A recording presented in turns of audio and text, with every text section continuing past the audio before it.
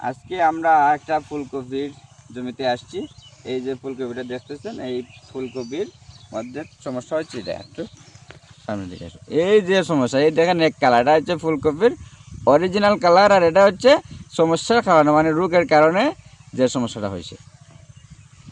এখন ফুলকপির এই সমস্যাটা হচ্ছে ব্যাকটেরিয়ার আক্রমণ। এখন ব্যাকটেরিয়ার আক্রমণ রোধ করতে হলে কিন্তু আর ব্যাকটেরিয়া নাশক স্প্রে করতে হবে।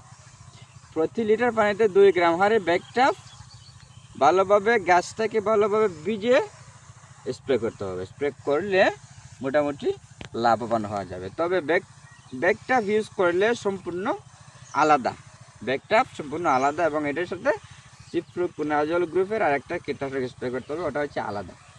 ব্যাকটেরিয়ার জন্য ব্যাকটাপ আলাদা, আর চিপ্রোকুনাজল ওটার জন্য সেটা হচ্ছে আলাদা। আর মাত্রা ফুলকপির জমিতে হইলে 0.5 মিলি প্রতি লিটার পানিতে। সকলকে ধন্যবাদ।